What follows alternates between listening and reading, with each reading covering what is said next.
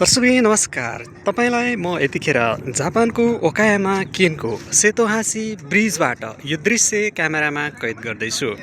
दर्शकबिन सेतोहासी ब्रिजको मुनिपट्टि एउटा पानी जहाज आइराखेको छ। पहिला यो पानी जहाजलाई निहाल्नुहोस्। ठुलो पानी जहाज हो यो र यो अलि टाढाबाट मैले दृश्य क्यामेरामा कैद गर्दै गर्दा त्यति स्पष्ट नदिखे तापनि यो पानी जहाज निकै ठुलो रहेको छ।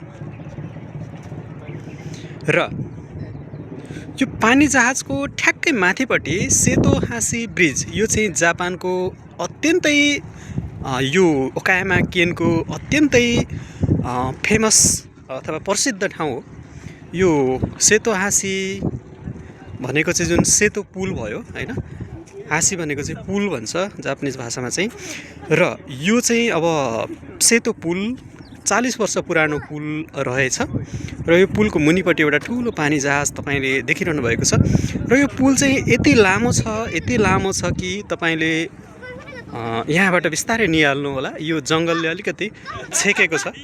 यो जंगलले छेके भन्दा अलिकति माथिपट्टिबाट यो दृश्य चाहिँ नि मैले क्यामेरामा कैद गर्दैछु हैन।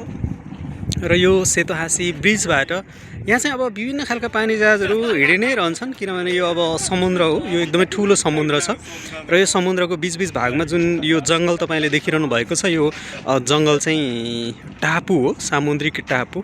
र यो दृश्य तपाईलाई मैले यतिखेर यो पुलतर्फ ध्यान केन्द्रित गराउन चाहन्छु। यो पुल यहाँ जंगलबाट सुरु भएपछि क्रमबद्ध रूपमा अगाडि बढिरहेको छ। लामो पुल सेतोहासी ब्रिज भनेको चाहिँ सेतो पुल भन्ने अर्थ लाग्यो नेपालीमा।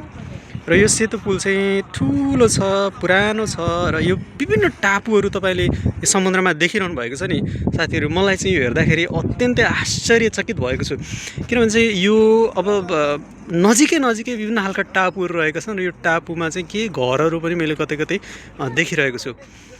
यो चाहिँ अब यो टापु छ हैन। यहाँ जाने ठाउँ कहाँबाट होला भन्दाखेरि पानी जहाज हो यो जाने ठाउँ चाहिँ, बोटिङ नभइकन जान सक्ने अवस्था छैन।